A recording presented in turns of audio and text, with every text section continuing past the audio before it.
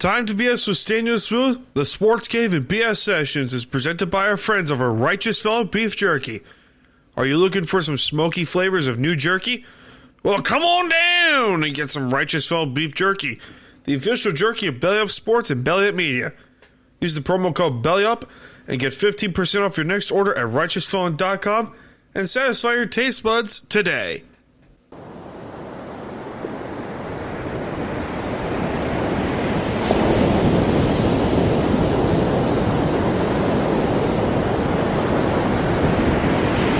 It's time to BS.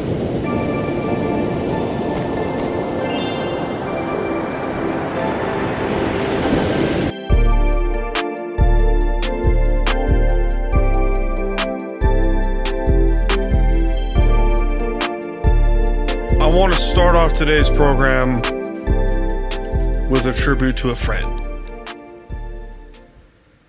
Splash, who has been on the show a few times, friend of the podcast, friend of the Department of BS, friends with Jack.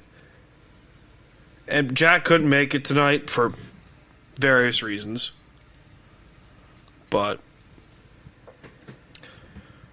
I want to start off by paying tribute to Splash. He's okay, but, he's doing his best. Splash recently lost a member of his family earlier this week, and it was heartbreaking is not the way I would put it. Instead, it was gut-wrenching. And you feel for anyone that goes through this kind of pain. Any kind of family loss, you can't help yourself but just try to keep them comfort. But the best thing that they need is time. The best thing that they need is time. And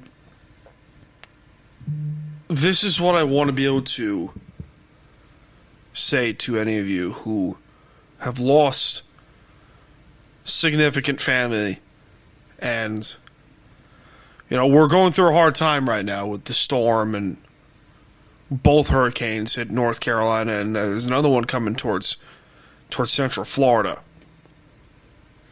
And I want to shout out to One of Nine podcast and hope they're doing okay and everything. Because I know Florida's going to get hit hard with the storms. And it's been a crazy few weeks. It was a crazy couple weeks. So I want to get the show out of the gate because I'm going down to North Carolina this coming weekend as recording. So get this out of the gate. So with that being said, ladies and gentlemen, I'm coming to you from the beaches of lovely Long Island, New York. I'm part of the Belly Sports and Belly Media Networks. My name is Staniel Smooth, and it is time to BS. So, loaded show. I say loaded show in retrospect here. Because we got football to talk about. We got Week 5 discussion. Seahawks disappointment. Jets disappointment. A lot of just weird games. Bad Blood PLE was this past weekend. The AEW TV deal happened. I'm not going to do a full-fledged NHL preview because, let's be fucking honest, that's a lot to get to and I really don't want to do it. Knicks make a massive trade, and we also got some Week 6 game picks that I'm going to talk about. And it's been a crazy couple weeks. I haven't been able to get a show out the last little bit or so. And I want to be able to get the Staniel Smooth show out. And I want to do the Staniel Smooth show this week. But there's just a lot going on. There was a lot going on in the world of sports, in the world of wrestling. Just so much crap going on. And there's too much to fit in one program, so the old 5-minute recording clips might come back for this particular week. We shall see. But that's okay, because it's easier to edit that way. It truthfully is. It's easier to make clips that way. It's easier to make content that way. It's flat out a little bit easier that way to do. So, that being said, ladies and gentlemen, let's get on with the show. I want to start off by saying this news is still relatively fresh. It happened earlier this morning. So, I've had a lot of time. I've had some time to get some thoughts in my brain, but not a whole lot. The New York Jets have announced that they have fired head coach Robert Saleh after 3 years, 3+ years, and a 2-3 start to this season, with arguably the most talented roster they've had in a long time. Probably since the Rex Ryan years, when they went to their second of 2 AFC Championship games. There is... How the hell do you put this? We as fans love to play the blame game. Right? The blame game is fun. The blame game is fun. We love... Donut, do you love the blame game? We love the blame game. The blame game was what makes the sports world go round. It really does. And in this particular sense, you can't necessarily directly blame any one other person but Woody Johnson here, the owner. Now, you could point the finger at Aaron Rodgers, the quarterback. You could point the finger at Nathaniel Hackett for just having not particularly great offensive game plans, because let's be honest here. The Jets' offense this season, for starters, has been dog shit. And this is too good of a defense to make. This is too good of a defense to have an offense that is just methodical, to put it kindly, with a Hall of Fame quarterback. Now, more reports have come out that Saleh wanted to fire Hackett, but obviously that didn't happen. And then Woody Johnson pulled the plug and said, I'm done with Saleh. Now, also in his defense, he was not the owner when Saleh got hired. Christopher Johnson, Woody's brother, was. Now, we could play the blame game in that aspect all we want, but at the same point, let's put let's put this in the fact of reality. Robert Saleh, say what you want about him. I'm sure he's a great guy. I'm sure you would love to have a drink or a smoke with him here and there. But the fact of the matter is, the Jets had the most talented roster in years this season. And so far, expectations have not been met. So far, now, I'm a New Yorker. I hear a lot of this shit on sports talk radio here in New York, where Michael Kay in particular probably had the best reaction. And it was... Saleh was the fall guy. Saleh flat out was the fall guy. And he didn't need to get fired. You can put all your eggs in one basket and say Saleh deserved to get fired because, quite frankly, he was just a bad head coach. Or you could take your eggs and put in the other basket and say, hey, I don't think Saleh should have been fired. I think Hackett should have been the first to go. And then also, we're all in agreement here. If you have the roster to win, why the hell didn't you bring in a guy like Mike Vrabel to be the replacement head coach? You know, just throwing shit out there. Why didn't you bring in Vrabel? He's a proven winner with Tennessee. He's a Patriot guy. Why did you bring him in? You know, questions, so many questions that need to be answered. And let's go back to Rodgers. For those who know, Nathaniel Hackett's his guy. They're basically all buddy, you know, the whole gist. And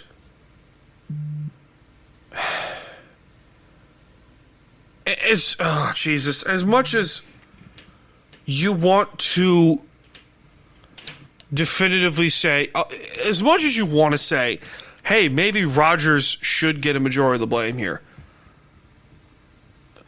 it all goes back to Woody and the dysfunction that is in the New York Jets. The Jets have been mostly here, dog shit, since Woody bought the team. Just flat out truthful. It's just the truth. The Jets haven't done shit aside from 2 AFC title game appearances. They haven't done shit.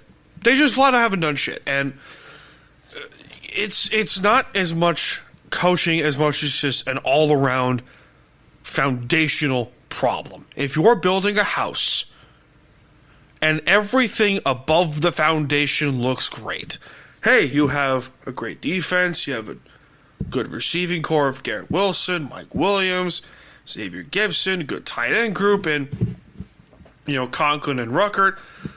On paper, a good offensive line. The defense looks fantastic. And you have this shiny new toy in the quarterback. That's the new quarterback. The shiny new toy in the quarterback is your new car. Brand new car.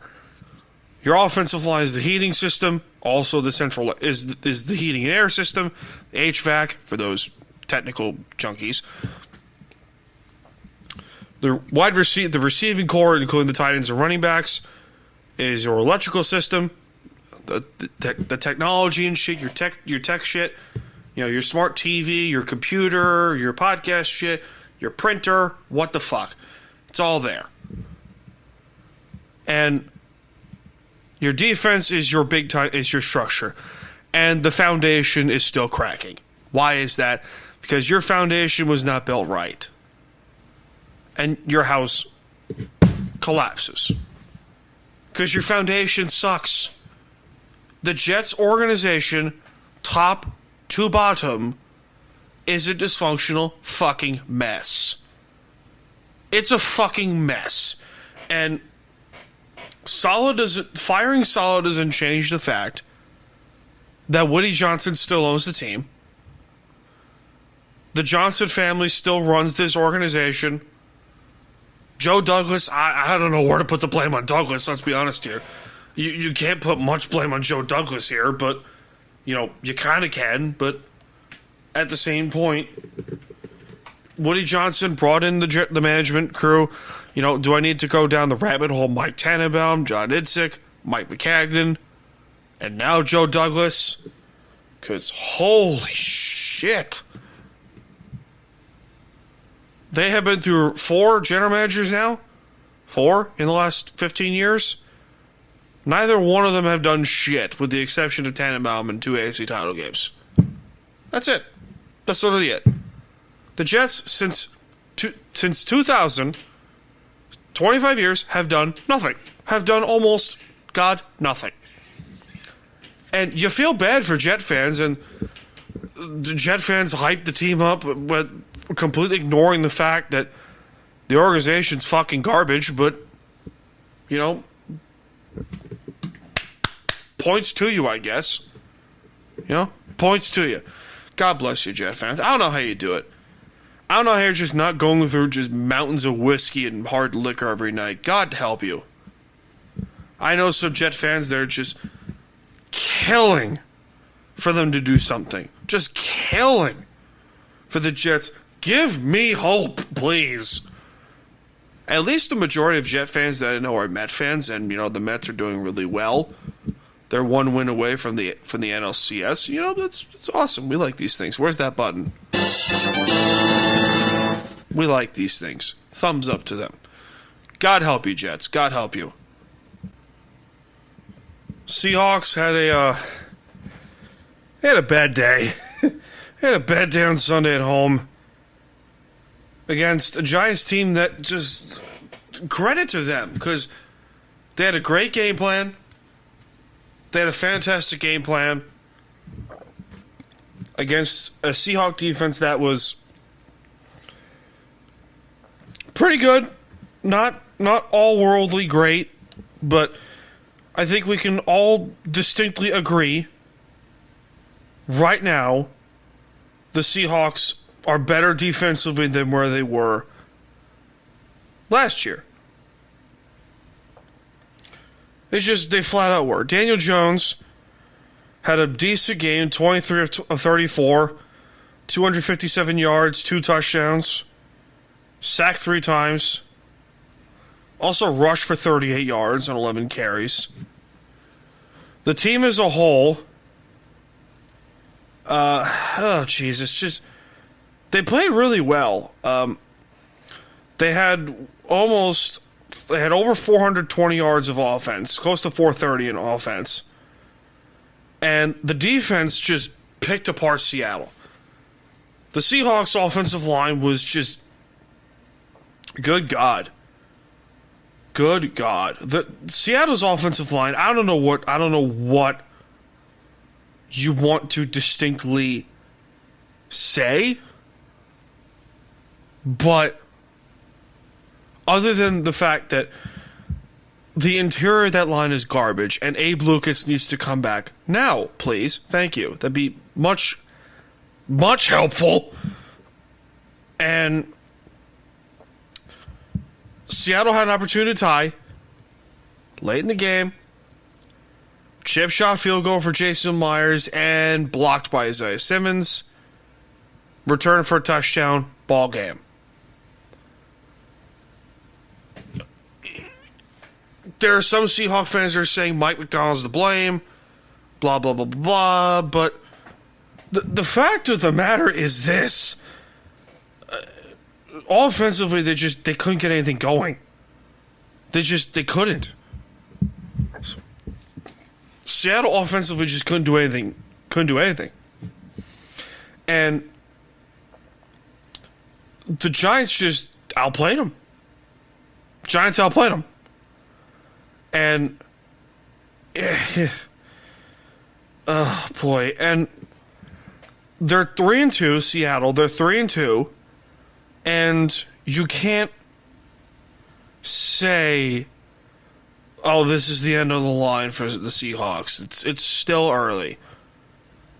As of recording, today is Tuesday, October 8th. Happy birthday, baby. They play a really good Niners team that is 2-3, and they're just gashed with injuries, left and fucking right. And Seattle's still in first place in the NFC West. Shocker of the day, am I right? Here's the other shocker: Washington is 4-1. What the hell is football? I don't know. Shit confuses me.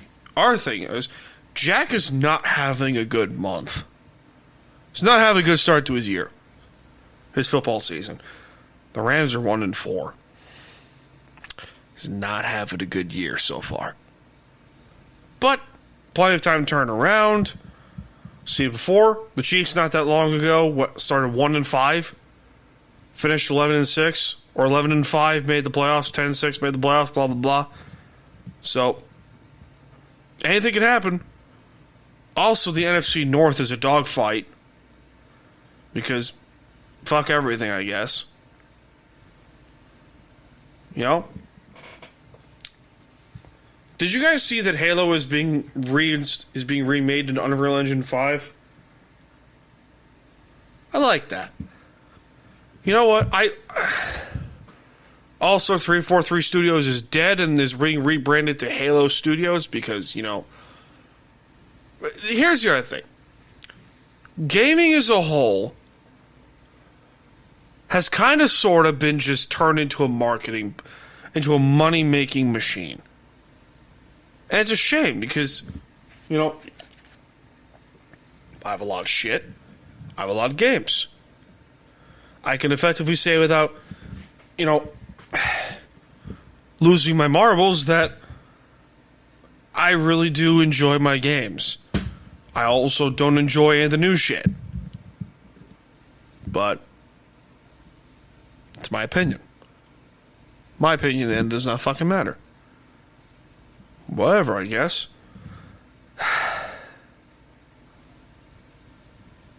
Yep. There's that. Before everyone loses their fucking marbles and says, Dan, you didn't have faith in AEW. Why are you so excited for them? Because it gives them hope. For God's sakes. It was announced that the AEW deal has been, finalized and shit. So, yay.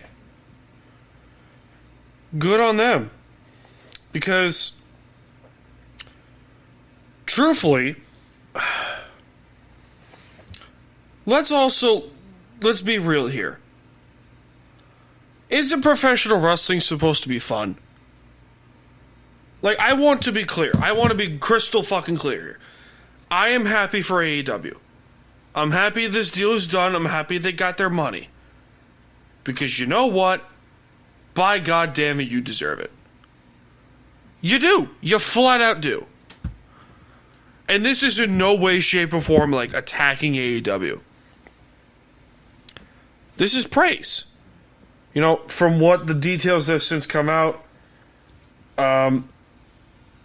apparently all the pay-per-views are going to be streamed to Max or what the fuck, which is, hey, that's helpful. That's extremely helpful if you do ask me. And,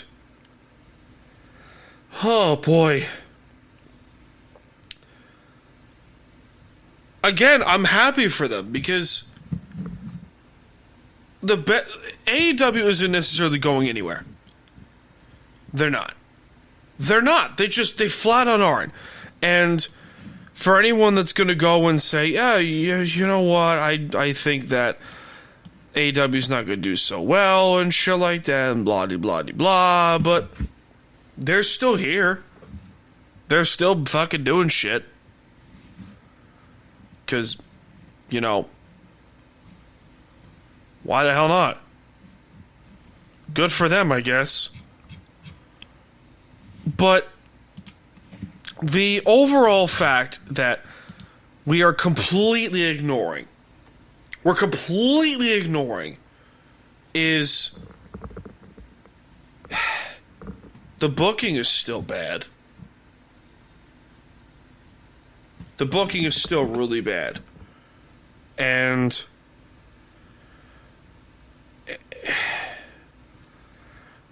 it's crazy how there are individuals that will really say, oh, the booking's perfect, nothing's wrong with this company, and blah, blah, blah, blah, blah, which is...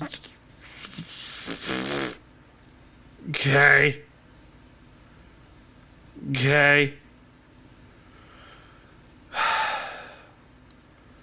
Again, I want this fucking company to succeed, blah, blah, blah, blah, blah, blah.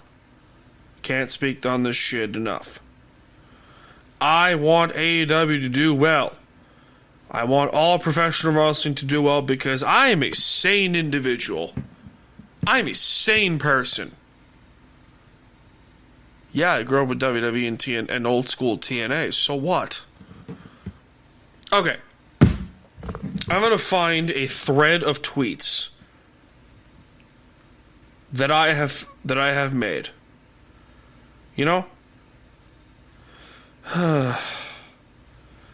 Over the course of a few days or so. Oh boy.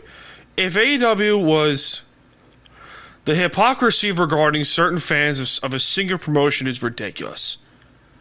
CM Punk and Drew McIntyre at Hell in a Cell at Bad Blood. I'm sure 3/4 of you can agree that match that was the match of the night.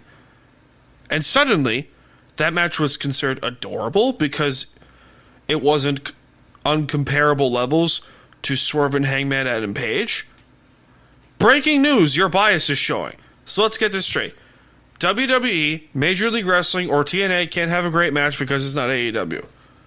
But suddenly we had two guys that do circus delay bullshit, and it's the greatest thing since sliced bread. May I remind you that the greatest wrestling promotion in the world is single-handedly killing the independent wrestling scene, killing the business of wrestling for what? Dave Meltzer's star ratings and don't mean a damn thing. I'm not the most informed man in the wrestling fanhood, but if Vince Russo decided to come out of hiding and start writing for AEW, I'd almost guarantee you'd slobber on it like it's a dog with a brand new chew toy. Meanwhile, these same people refuse any criticism from anyone about their precious AEW, when I'm sorry, your problems are too obvious to count. Tony can't book. You have potential as a wrestling promotion with a shitload of fucking talent that you cannot capitalize because of the shitty and downright lazy booking of this company. If AEWs were the best wrestle, how about you, I don't know, put on an actual professional wrestling show that features stories, angles, better booking, storytelling, and not just crap that makes WCW 2000 look like the glory days of the territories in the 60s and 70s. Like, fuck people. You agitate me for how much your hypocrisy and your bias shows out of your ass every now and then. But at the same point, hey, good for AEW. They got their TV deal. That's fucking awesome. We like these things. I will talk CM Punk and Drew McIntyre, Hell in a Cell, later. I want to go through the rest of the card of Bad Blood before I end up going on a tangent about CM Punk and Drew McIntyre. Start off with main event going backwards. Cody Rhodes and Roman Reigns versus Jacob Fatu and Solo Sikoa in a tag match. That was a pretty underwhelming match. Aside from Roman getting the massive pop that he deserves because, you know, Roman. Pretty underwhelming match. I love Jacob Fatu. I've been a fan of him since his MLW days. Solo, out of the three Uso brothers, him, Jay, and Jimmy, he's the best worker out of all of them. And that says a lot.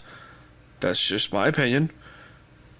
Raquel Rodriguez returns with a much-needed heel turn, assisting Liv Morgan and Rhea Ripley in the women's world title match. Anyway, back to the previous match. I'll get to that in a second. I'm going off track again. At the end of the tag match, with Roman and Cody being victorious, The Rock comes back. Because, you know, fuck everything. Could this be a preview to War Games? Also, Jimmy Uso returns as a babyface. I say War Games. War Games? War Games? War Games. I'm down. I'm down with War Games. I like that. Yeah, Raquel Rodriguez returned. No pop because, you know, for some fucking reason, I don't know why. Much needed heel turn, by the way, for her. Teaming up with, assisting Liv Morgan, which that resulted in no contest. Finn Balor and Damian Priest, that feud is not over yet. That feud is not over. Nia Jax and Bayley almost had a Tiffany Stratton cash-in. Nia Jax retains the WWE Women's Championship because, you know what, honestly, good for her because she deserves a title run.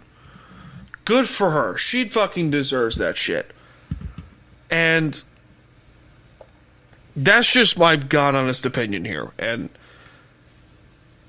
she's a good worker. She's gotten a lot better in the ring because good for her. And, you know, for God's sake, she deserves that shit. And, you know, I could go Jim Cornette on your asses, but I choose not to here. So, here we go. CM Punk and Drew McIntyre, Hell in a Cell, first match of the night for Bad Blood, from Atlanta, Georgia. Match of the night. Match of the night. Oh, it's too much blood. Yeah, when there's blood every now and then, it's great. If you're bleeding every single night, then it's fucking pointless. This was fantastic. If you're a fan of these Hell in a Cell, no disqualification, anything goes kind of matches, this was fantastic. My fiance was going, "There's no way that blood is real." I was like, "Yeah, it's fucking real. They bleed every now and then. That's real." They told everything. They did everything. They got a toolbox, they got wrenches, they got tables involved.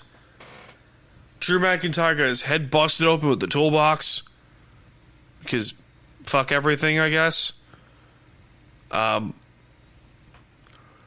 It was great. It was an all-around great match. You know, not a lot of flips were involved, so Dave Meltzer's going to give it 2 stars. And Punk won. These two just kicked the living shit out of each other. It was great. It was great because you want that. You want that from a professional wrestling match, where, particularly in that state, where story was told. Hey, and legitimate animosity happened. This has been a feud that's been going on since the Royal Rumble, and finally came to an end in Hell in a Cell. The only possible way this could have ended was at Hell in a Cell. Now, I love the fact that Drew McIntyre was about to pull out a bag of thumbtacks. I thought it was thumbtacks. I originally thought it was like, oh my god, he pulled thumbtacks too? That's a little much, if you ask me. But no, it was beads from the bracelet. That was creative. That was fucking creative.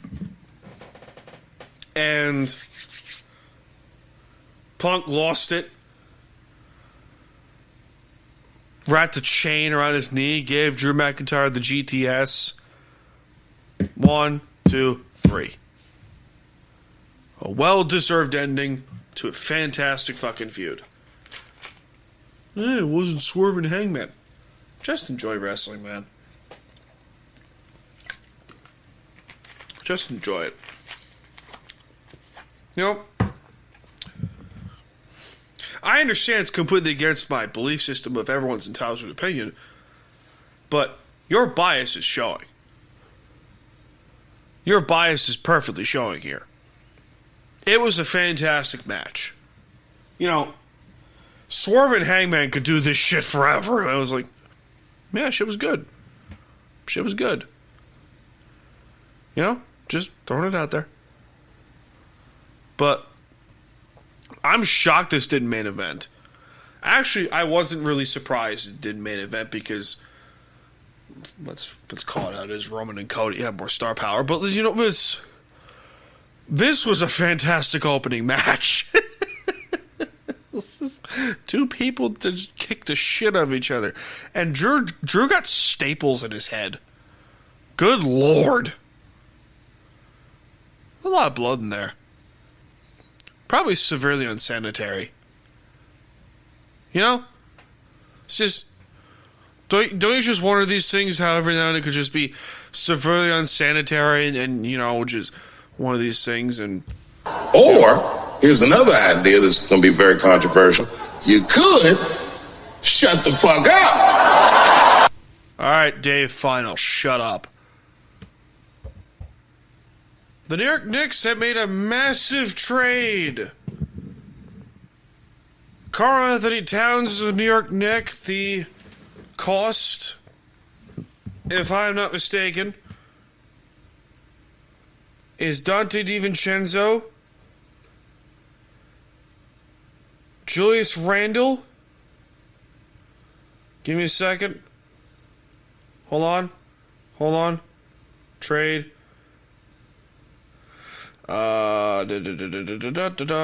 Julius Randle and Dante DiVincenzo were traded to the Timberwolves for Karl Anthony Towns. The future first round pick. Hornets received Jesus. Oh, so it's a 3-team trade. Okay, got it. I am conflicted on this. I'm not going to lie. For different reasons. Offensively, I love the deal. Offensively, I love it. You know, where's the ring? Yeah. We like these things. These things are great. But defensively, this looks like a fucking mess. I say win-lose, lose-win, depending on who the hell you ask in that particular department. This is a trade that the Knicks are saying, "Hey, we're going for it." You know, we're going for it. We're going for this whole thing. You know what I mean? We're doing it. We're fucking going for it. We're going for a championship. We haven't won one since the 70s. We haven't been to the finals since the 90s. We haven't been to the Eastern Conference Finals since the 90s. We're going for it. We are doing something. This is a great move in hindsight because, you know, ever since Isaiah Hartenstein left to go to Oklahoma City, the gap at the 5 was massive, and Mitchell Robinson can't stay healthy to save his fucking life. So, in reality speaking, this made sense. Also, from a defensive perspective, this made no fucking sense. He can't play defense, Towns. He's a liability on defense, and he is injury prone, to put it kindly. If you think Mitchell Robinson's made of glass, Karl-Anthony Towns is made of downright paper. That's an issue. However, Karl-Anthony Towns can score 40 at will. Oh, fantastic. I love these things every now and then. You know, it's one of these trades that you just go, you know what? That's a good deal. You know what? Where's the Sonic ring? We love these things. Where is it? Yeah. That's nice. That makes me happy. However, there are certain Knicks fans that will go and say, just screaming off the top of their lungs,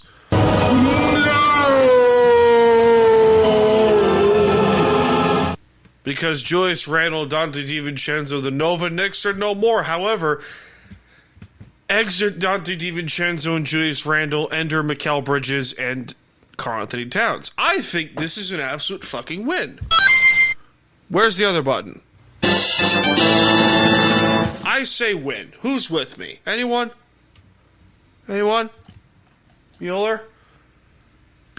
No? I'm the other one? Well, fuck you guys then. Okay, where's Dave Chappelle? Where is he? Where's Uncle Dave? Or, here's another idea that's going to be very controversial. You could shut the fuck up. You know, just throwing it out there. You could just shut the fuck up and it just... Who am I to blame? Who am I to judge here? You know? I'm just a dude behind a microphone who has... you know, decent following and shit like that. Not a great following, but, you know, whatever. It's happy basketball season, ladies and gentlemen. Woof. Thank fucking God. I want to talk Islanders hockey. The season starts in 2 days, and I am excited. You know, for the first time in the whole year, I'm genuinely excited to watch this team play. As of right now, as we're recording on October 8th, 2024, 10 o'clock at night, the starting 12 forwards are as followed. From top line to fourth line. Newcomer Anthony Duclair, Bo Horvat, and Matt Barzal. Newcomer Maxime Siplikov, Brock Nelson, Kyle Palmieri, Anders Lee, J.G. Pajot, Simon Holmstrom, Casey Zizekas, Kyle McLean, and Oliver Wahlstrom. I fucking love it. I love it. Gives you speed. Gives you a lot of speed, and you need and Siplikov, Good fucking Lord. Donut, who would have thought those Russians, man, huh? Who would have thought? He is 6'5" and can move. And can snipe that shit. Woo! Ain't that fucking exciting? You know? That's exciting. Where's the button? Yeah.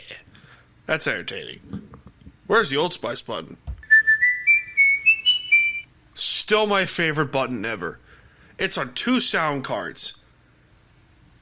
Hold on, what else I got here? I already played Darth Vader, but I'm gonna play it again.